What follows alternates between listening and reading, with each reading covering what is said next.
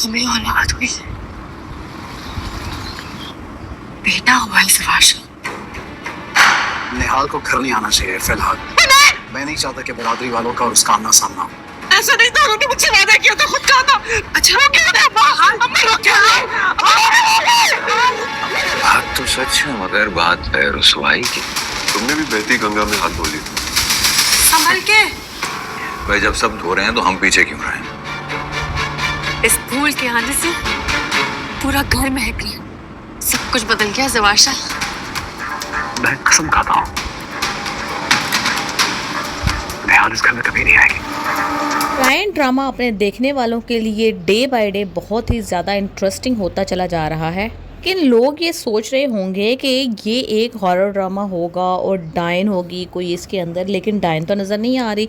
असल मसला ये है कि जब किसी औरत के ऊपर जुल्म किया जाता है तो आखिर एक हद तक कि वो जुल्म बर्दाश्त करेगी, वो औरत भी डायन का रूप धार लेगी।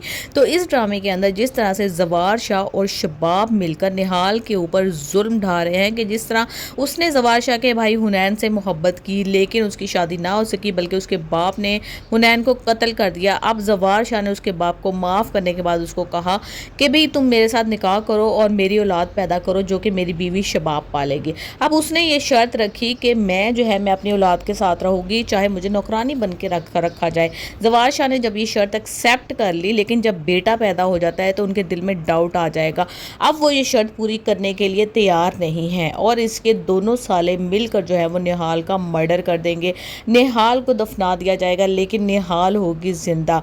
वो ज़िंदा कब्र फाड़ कर जब निकलेगी तो वो काफ़ी ज़्यादा हॉरर किस्म का सीन होगा। कब्र फाड़ कर वो निकल जाएगी। अब वो बदला लेना चाहती है ज़वार शाह से, शबाब से, जो कि उन्होंने जुल्म किया है, इसका बच्चा छीना है इससे।